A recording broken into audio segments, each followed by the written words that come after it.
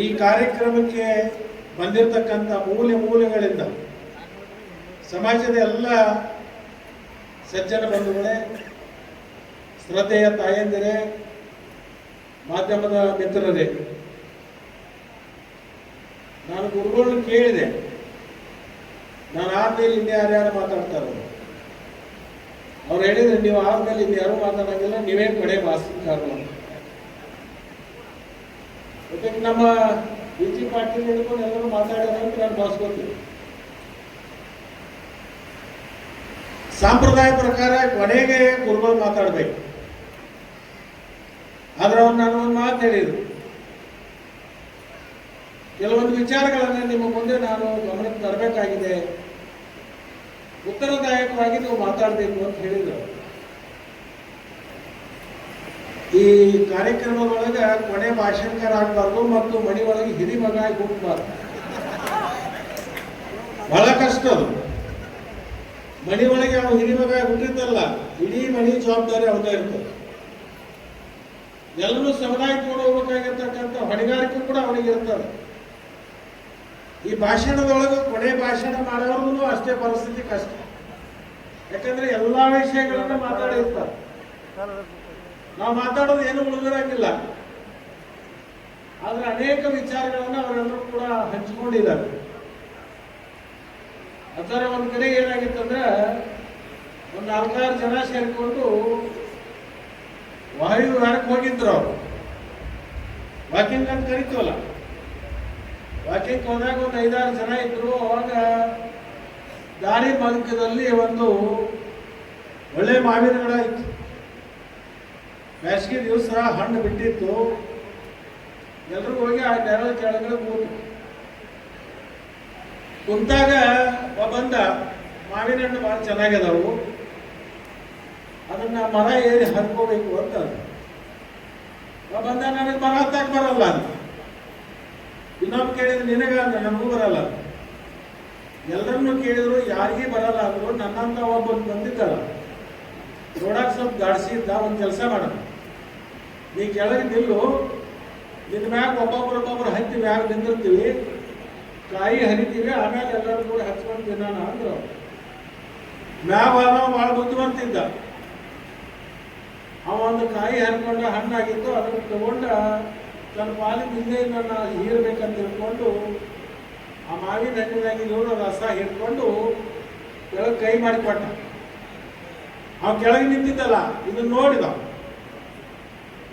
ತನ್ನ ಪಾಲಕ್ಕ ಹಿಡ್ಕೊಂಡ ತಿಳ್ಕೊಂಡು ಅವನೋಡಿ ತನ್ನ ಅದ್ರಾಗಿದ್ದ ರಸ ಹಿಡ್ಕೊಂಡ. 5 ಮಂದಿ ಆತು. ಕೆಳಗೇನು ನಿಂತಿದ್ದಲ್ಲ ನನ್ನ ಹತ್ರ ಬರುವಂತಾಗ ಏನು ಉಳಿದಿತ್ತಂದ್ರೆ ಮಾವಿನ ಹಣ್ಣುಗಳಿಗಿಂತ ಬರೇ ಗೊಟ್ಟ ಹತ್ರ ಉಳಿದಿತ್ತು. ಹಂಗೆ ಎಲ್ಲರೂ ಮಾತಾಡಿ ನನ್ನ ಕೈಯಾಗ ಗೊಟ್ಟ ಇದ್ದಾರೆ. ನಾ ಏನ್ ಮಾಡ್ಬೇಕಾಗಿದೆ ಅಂದ್ರೆ ಅದರಾಗಿನ ರಸ ನನ್ನ ಬಗ್ಗೆ ಆಲೋಚನೆ ಮಾಡಕತ್ತಿಲ್ಲ, ಅದರ ಒಳಗಿರ್ತಕ್ಕಂಥ ಸವಿ ಏನದ ಅದನ್ನ ನಾನು ಆಲೋಚನೆ ಮಾಡಕತ್ತಿಲ್ಲ. ನಾನು ಸಿಕ್ಕಿರ್ತಕ್ಕಂಥ ಗೊಟ್ಟವನ್ನ ಸಿಂದಗಿ ಗ್ರಾಮದ ಮಣ್ಣಿನೊಳಗೆ ಹಾಕಿ ಅದಕ್ಕೆ ನೀರನ್ನು ಮುಂದಿನ ದಿನಮಾನದಲ್ಲಿ ಆ ಮರ ಬೆಳೆದು ಸಮಾಜಕ್ಕೆ ಒಂದು ನೆರಳು ಕೊಡ್ತಕ್ಕಂಥ ಒಂದು ಮರ ಇದು ಹೊರಹೊಮ್ಮಿ ಅಂತಕ್ಕಂಥ ಆಶೆಯನ್ನ ವ್ಯಕ್ತಪಡಿಸ್ತೀವಿ. ಗುರುಗಳಿಗೆ ಮತ್ತು ನಿಮ್ಮೆಲ್ಲರಿಗೆ ಹೇಳಿದ್ದೆ, ನಾನು 1 ಗಂಟೆಗೆ ನಾನು ಬರ್ತೀನಿ ಅಂತ. ಬೆಳಿಗ್ಗೆ ನಾನು ಮನೆ ಬಿಟ್ಟು 9 ಗಂಟೆಗೆ ಸರಿಯಾಗಿ ಈ ಆನಂದ ನಾಡಗೋಳ ಕ್ಷೇತ್ರಕ್ಕೆ ಹೋದೆ. ಅಲ್ಲಿ ಅಲ್ಲೇ ಕಾರ್ಯಕ್ರಮ ಮುಗಿಸುವಂತೂ ಸಿಂದಗಿ ಬರೋದ್ರೊಳಗೆ ನಾವು 22 ಕಾರ್ಯಕ್ರಮ ಆದವು. ದಾರಿ ಮಧ್ಯದಲ್ಲಿ ಎಲ್ಲೊಂದು ಜನ ನಿಲ್ಲಿಸಿ ನನಗೆ ಗೌರವ ಕೊಡ್ತಕ್ಕಂಥ ಕೆಲಸವನ್ನ ನೋಡಿದಾಗ ನನಗೆ ಬಿಟ್ಟು ಬರಕ್ಕೂ ಆಗ್ತಿರ್ಲಿಲ್ಲ. ಹೀಗಾಗಿ ನಾನು ಇಲ್ಲಿ ಕರೆಕ್ಟ್ ಸುಮಾರು 1 ಗಂಟೆಗೆ ಬರಬೇಕಾಗಿದ್ದ. 3 ಗಂಟೆ ನಂತರ ನಾನು ಬಂದೆ. ನಾನು ಅಶೋಕ್ ಅವ್ರಿಗೆ ಹೇಳಿದೆ, ನೀವು ಕಾರ್ಯಕ್ರಮ ಶುರು ಮಾಡಿ ಮುಗಿಸ್ರಿ, ಕೊನೆಯನ್ನು ಬರ್ತೀನಿ ಅಂತ ಹೇಳಿ. ಅಶೋಕ್ ಅದ್ರಾಗೆಲ್ಲ ನೀವು ಬರೋ ತನಕ ಸಮಾಜದವರು ಅದನ್ನು ಮುಗಿಸಾಕ್ ಕೊಡೋದ್ರ ನೀವು ಬರಬೇಕಾಗ್ತದ ಅಂತಕ್ಕಂಥ ಮಾತನ್ನ ಹೇಳಿದ್ರು. ಇವತ್ತು ನೀವೆಲ್ಲರೂ ಒಂದು ನನ್ನ ಮೇಲಿಟ್ಟಿರ್ತಕ್ಕಂಥ ಪ್ರೀತಿ, ಗೌರವ, ನನಗೆ ಬಹುಶಃ ಯಾವ ಶಬ್ದದೊಳಗೆ ಅದನ್ನು ನಿಮಗೆ ಹೇಳಬೇಕು ಅಂತ ನನಗಂತೂ ಅರ್ಥ ಆಗ್ತಾ ಇಲ್ಲ. ಬಹುತೇಕ ನನಗೆ ಅನಿಸುತ್ತೆ ಸಿಂದಗಿಗೆ ನನಗೆ ಒಂದು ಸ್ವಲ್ಪ ಏನೋ ಅದು ಭಾವನಾತ್ಮಕವಾಗಿ ಸಂಬಂಧ ಬೆಳೆದಿದೆ. ನಿಮ್ಮ ಪ್ರೀತಿ ಇರ್ಬೋದು, ನೀವು ಇಟ್ಟಿರ್ತಕ್ಕಂಥ ನಮ್ಮ ಮೇಲೆ ಒಂದು ವಿಶ್ವಾಸ ಇರ್ಬೋದು. ಬಹುತೇಕ ಯಾವಾಗ ಯಾವಾಗ ಬಂದು ಏನೇನು ಹೇಳಿದ್ದೀನಿ ಅದನ್ನು ನನ್ನ ಮಾತು ನೀರಲಾರ್ದೆ ಈಡೇರಿಸುವಂತ ಕೆಲಸ ನೀವು ಯಾವಾಗಲೂ ಮಾಡಿದ್ದೀರಿ ಅಂತಕ್ಕಂಥ ಹೆಮ್ಮೆ ಅದು ನನಗಿದೆ ಅಂತಕ್ಕಂಥ ಮಾತನ್ನು ಈ ಸಂದರ್ಭದಲ್ಲಿ ನಾನು ಹೇಳಲಿಕ್ಕೆ ಬಯಸ್ತೀನಿ.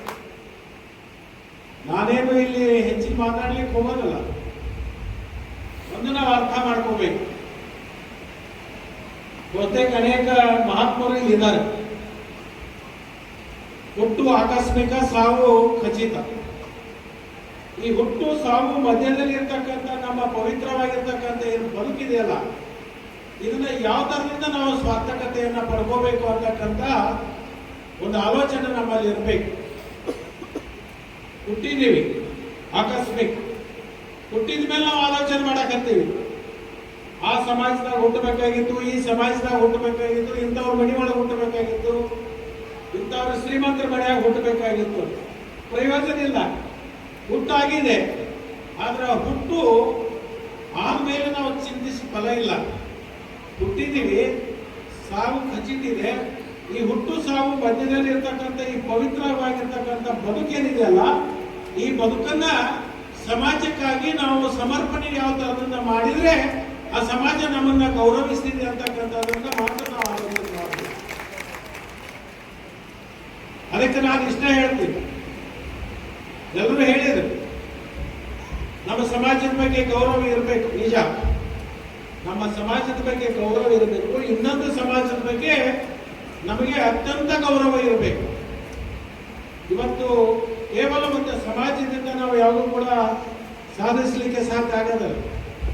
ಎಲ್ಲರನ್ನ ವಿಶ್ವಾಸಕ್ಕೆ ತಗೊಂಡು, ಎಲ್ಲರ ಪ್ರೀತಿಯನ್ನ ಗಳಿಸೋದ್ರ ಮುಖಾಂತರ, ಎಲ್ಲರಿಗೆ ಗೌರವವನ್ನು ಕೊಡೋದ್ರ ಮುಖಾಂತರ ನಾವೇನಾದರೂ ಜೀವನದಲ್ಲಿ ಸಾಧಿಸಲಿಕ್ಕೆ ಸಾಧ್ಯ ಇದ್ರೆ ಅದು ಬೇರೆ ಯಾರಿಗೂ ಉದಾಹರಣೆ ತಗೊಳಕ್ ಹೋಗಬೇಡಿ. ಈ ನಿಮ್ಮ ಮಣಿ ಮಗ ಲಕ್ಷ್ಮಣ ಸವದಿ ಒಬ್ಬನೇ ಉದಾಹರಣೆ ಸಾಕು. ನನ್ನ ಕ್ಷೇತ್ರದಲ್ಲಿ ಸಾಹೇಬರಿಗೆ ಗೊತ್ತದ, ಎಕ್ಸಿಬಿ ಸಾಹೇಬರಿಗೆ ಅನೇಕ ಸಮಾಜಗಳಿದಾವೆ. ಇವತ್ತು ನೀವೆಲ್ಲರೂ ಸೇರ್ಕೊಂಡು ಗಾಡಿಗೆ ಸಮಾಜ ವಿದ್ಯಾರ್ಥಿಗಳನ್ನು ಕರೆದು ಪುರಸ್ಕಾರ ಸಮಾರಂಭ ಮಾಡಿದ್ರಿ. ಆದ್ರೆ ಮೊನ್ನೆ ನಾನು 2 ತಿಂಗಳ ಹಿಂದೆನೆ ನಮ್ಮ ಅಗ್ನಿ ಒಳಗೆ ಪಕ್ಷಾತೀತವಾಗಿ, ಜಾತ್ಯತೀತವಾಗಿ SSLCಯಲ್ಲಿ 85ಕ್ಕಿಂತಲೂ ಹೆಚ್ಚು ಅಂಕ ಪಡೆದವರು, PVCಯಲ್ಲಿ 85ಕ್ಕಿಂತಲೂ ಹೆಚ್ಚು ಅಂಕವನ್ನು ಪಡೆದವರು ಪಟ್ಟಿ ಮಾಡಿದೆ ನಾನು ಇಲಾಖೆಯಲ್ಲಿ. ಸುಮಾರು 2342 ಜನ ಆಯ್ತು. ಸುಮಾರು 8ರಿಂದ 10,000 ಜನ ಬಂದು ಆ ಎಲ್ಲಾ ಸಮಾಜದ ವಿದ್ಯಾರ್ಥಿಗಳನ್ನು ಕರೆಸಿ ಒಂದು ಕಡೆ ಒಂದು ವೇದಿಕೆಯನ್ನು ಸಜ್ಜು ಮಾಡಿ 8ರಿಂದ 10,000 ಜನರನ್ನ ಕೂಡಿಸಿ ಆ ಸುಮಾರು 2346 ವಿದ್ಯಾರ್ಥಿಗಳನ್ನ ನಾವು ಪುರಸ್ಕಾರವನ್ನ ಮಾಡಿ ಅವರನ್ನ ಗೌರವಿಸಿ ಕಳಿಸಿದ್ದು ಬಹುತೇಕ ಕರ್ನಾಟಕದಲ್ಲಿ ಅದು ಮೊದಲನೇ ಬಾರಿಗೆ ಆಗಿದೆ ಅಂತಕ್ಕಂಥ ಮಾತನ್ನ ಈ ಸಂದರ್ಭದಲ್ಲಿ ನಾನು ಹೇಳಲಿಕ್ಕೆ ಬಯಸ್ತೀನಿ. ಬಂದಿರಬಹುದು 40-50 ಲಕ್ಷ ರೂಪಾಯಿ ಖರ್ಚು, ಆದ್ರೆ ಆ ಮಕ್ಕಳು ಎಷ್ಟು ಸಂತೋಷ ಭರಿತರಾಗಿದ್ರು ಅಂತಂದ್ರೆ ಜಾತ್ಯತೀತವಾಗಿ, ಪಕ್ಷಾತೀತವಾಗಿ ನಮ್ಮನ್ನೆಲ್ಲರನ್ನೂ ಕರೆಸಿ ನಮ್ಮನ್ನ ಗೌರವಿಸಿರ್ತಕ್ಕಂಥ ಯಾರಾದ್ರೂ ಒಬ್ಬ ಶಾಸಕ ಇದ್ರೆ ಅದು ನಮ್ಮ ಶಾಸಕ ಅಂತ ಹೇಳಿ ಹೆಮ್ಮೆಯಿಂದ ಇವತ್ತು ಹೇಳ್ಕೊತಾ ಇದ್ದಾರೆ. ಅದು ಒಂದು ಭಾಗ ಇರಬಹುದು, ಆದ್ರೆ ನಾನು ನೀವೆಲ್ಲರಿಗೂ ಒಂದು ವಿನಂತಿ ಮಾಡ್ತೀನಿ, ನಿಮ್ಮ ಮಕ್ಕಳನ್ನ ಯಾರನ್ನು ಕೂಡ ಶಿಕ್ಷಣದಿಂದ ವಂಚಿತ ಆಗಲಿಕ್ಕೆ ಬಿಡಬೇಡಿ. ಪ್ರತಿಯೊಬ್ಬರು ಉತ್ತಮ ಶಿಕ್ಷಣ ಕಲಿಬೇಕು. ಉತ್ತಮ ಶಿಕ್ಷಣವನ್ನು ಕಲಿತಕ್ಕಂಥ ವಿದ್ಯಾರ್ಥಿಗಳು ಅವರು ಬಡವರಾಗಿರಲಿ, ಬಲ್ಲಿದರಾಗಿರಲಿ, ಅದರಲ್ಲಿ ವಿಶೇಷವಾಗಿ ಬಡವರು ಇರ್ತಕ್ಕಂಥ ಏನು ವಿದ್ಯಾರ್ಥಿಗಳಿದ್ದಾರೆ ಅವರ ಶಿಕ್ಷಣವನ್ನು ಕಲಿತಕ್ಕಂಥ ಸಂದರ್ಭದಲ್ಲಿ ಯಾರು ಬಲ್ಲಿದರಿದೆ, ಯಾರು ಭಗವಂತ ನಿಮಗೆ ಹಣ ಕೊಟ್ಟಿದ್ದಾನೆ, ನೀವೆಲ್ಲರೂ ಸೇರಿಕೊಂಡು ಅಂತ ಬಡ ವಿದ್ಯಾರ್ಥಿಗಳನ್ನ ಉತ್ತಮ ಶಿಕ್ಷಣವನ್ನು ಕೊಟ್ಟರೆ ಆ ಬದುಕಿನಲ್ಲಿ ಆ ಮಗು ಹೇಳುತ್ತೆ ಸಮಾಜದವರು ನನಗೆ ಕೊಟ್ಟಿರ್ತಕ್ಕಂಥ ಇದೊಂದು ಕೊಡುಗೆ ಅಂತಕ್ಕಂಥ ಮಾತು ಆ ಮಕ್ಕಳಿಂದ ಬರಬೇಕು. ಅಂತ ಕೆಲಸವನ್ನ ನೀವು ಮಾಡಬೇಕು ಅಂತಕ್ಕಂಥ ಮಾತು